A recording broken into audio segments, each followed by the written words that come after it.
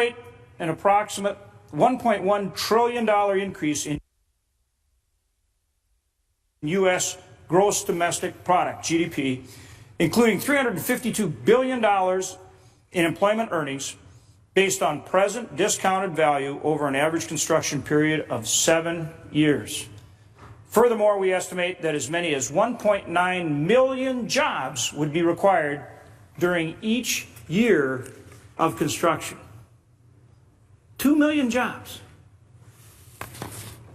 Many of these projects are still blocked by government red tape and the permitting process. So that's why I've introduced a states first, all of the above energy plan for our country to get these projects going. And if you think about it, it just makes sense. The states, after all, are the laboratories of democracy. Let's make them the laboratories of energy for our country. And the right energy plan is about much more than just energy.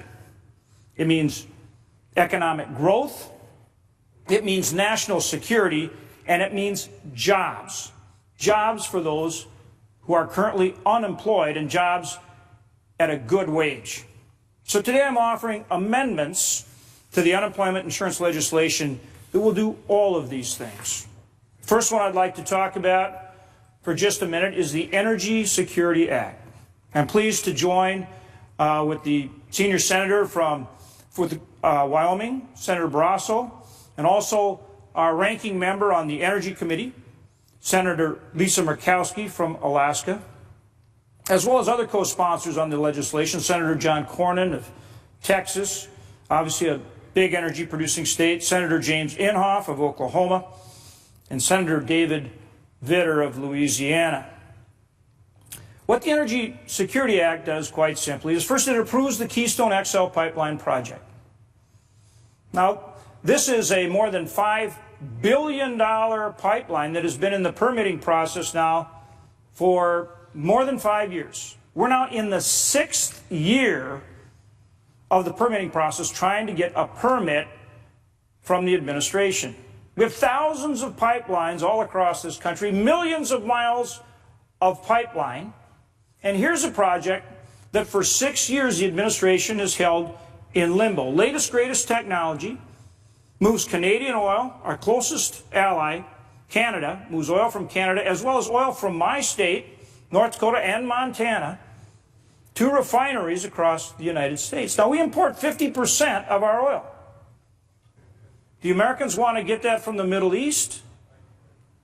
Or do they want to produce it here in our country and get it from our closest friend and ally, Canada? That's an obvious answer. And that's why in poll after poll, 3-1, Americans want this project approved, but it remains in limbo. Now in its 6th year of the permitting process on the part of the administration. So when I talk about those 350 projects, when I talk about $1.1 trillion in GDP, when we talk about almost 2 million American jobs that study performed by the U.S. Chamber of Commerce identified, you can see what they're talking about. When you talk about this project that's been held up now into the 6th year. So the legislation, the Energy Security Act, would approve that project, but it would also approve the 24 pending applications that would allow us to export LNG, liquefied natural gas, to our allies who need that help.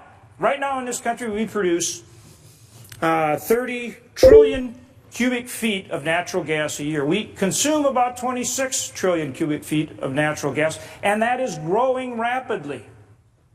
Believe me, I know we're flaring off natural gas in our state that we want to get to market. We need a market for that product. But right now, we're not allowed to export liquefied natural gas to countries like the NATO countries. Look what's going on in Eastern Europe. Look what Russia's doing in the Ukraine. What's next? And one of the reasons that Russia is able to take that kind of action and the European Union is reluctant to put sanctions in place as a response is because Europe, the Ukraine, they're dependent on Russia for natural gas, for energy. Over 1/3 of the supply of the EU's energy comes from Russia. So we have an opportunity here. We can create economic activity. We can create jobs. We can use that natural gas that we produce beyond what we need here at home to help our allies, and at the same time stand up to Russian aggression. And that's why I say this is about jobs. This is about getting our economy growing. But this is also very much about national security. Our national security here at home, energy security for our country, but also security working with our allies to stand up against the kind of aggression that we see from Russia and from President Putin right now. In terms of jobs, the Obama administration State Department, their own State Department, has estimated that the Keystone XL pipeline during the construction phase will create more than 40,000 jobs. That's just that one project. More than 40,000 jobs. And if you look at some of the studies, very conservative studies on job creation on the part of that will occur by approving these LNG applications, the National Economic Research Associates identifies more than 45,000 jobs that would be created by expediting approval of those permits. Let me give you just two examples so you understand the magnitude of what we're dealing with here. Cheniere Energy wants to invest $11 billion in an export facility at Corpus Christi, Texas. Now, that's not one penny of government spending, not one penny. And we have a huge deficit and we have a huge debt, and we got to get on top of it. That means controlling our spending, but that means we got to have economic growth. So here are companies willing to invest and create jobs and create economic growth and create tax revenues. Not raising taxes, creating tax revenue. Why in the world do we hold them up? How does that make sense? How is that common sense? And here we are on an unemployment insurance bill where we're going to spend more government money to pay people who remain unemployed when we could approve these projects and put them back to work at good-paying jobs. And instead of growing the deficit, we could actually create tax revenues from a growing economy. Again, not higher taxes, from a growing economy that help reduce our deficit and debt. So the Cheniere Energy project, $11 billion investment facility in Corpus Christi, creates a market for some of the natural gas that's now being flared off. According to the Perryman Group, 3,000 direct construction jobs, far more indirect jobs during the construction phase. Here's another project. Exxon wants to build the Golden Pass LNG facility at Sabine, Texas, which is on the border between Texas and Louisiana. That's a $10 billion investment. $10 billion investment. Perryman Groups estimates that between both the direct construction jobs and indirect jobs, on the order of 45,000 jobs for that project during construction, almost 4,000 permanent jobs. So you can see when we talk about NERA, the National Economic Research Associates, saying, hey, there's going to be 45,000 jobs for these projects, that's a very conservative estimate.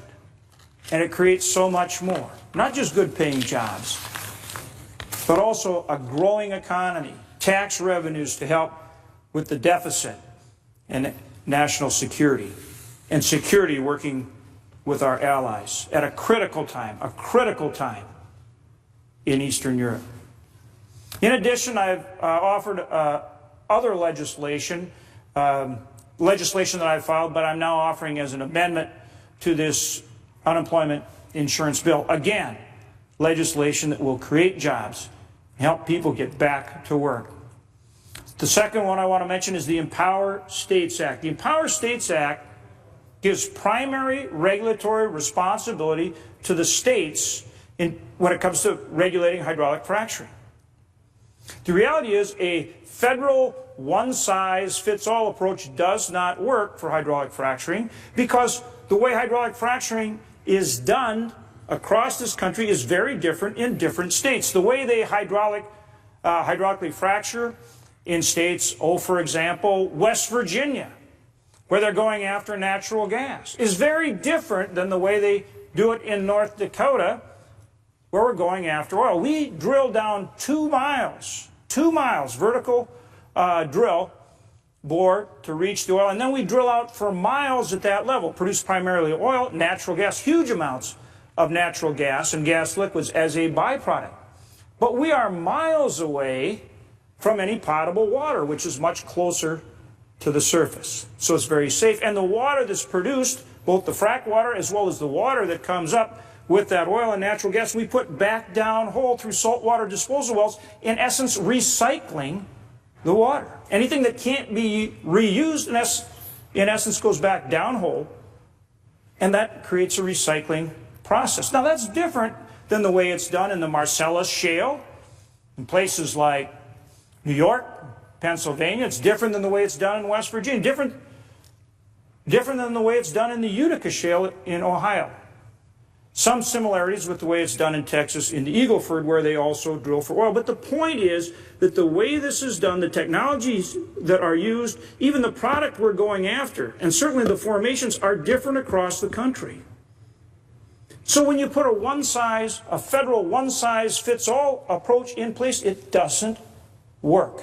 Not only does it not do the job in terms of making sure you have the right kind of regulation, it holds up projects. It prevents job creation. It doesn't allow our economy to grow. It doesn't empower us to produce the energy that could be produced across this country with the right approach, with the right energy plan. As far as job creation, our state is now the fastest growing state. We have the lowest unemployment, and we have the fastest growing economy, 7.6% in the most recent statistic versus 2.6% average for the other states.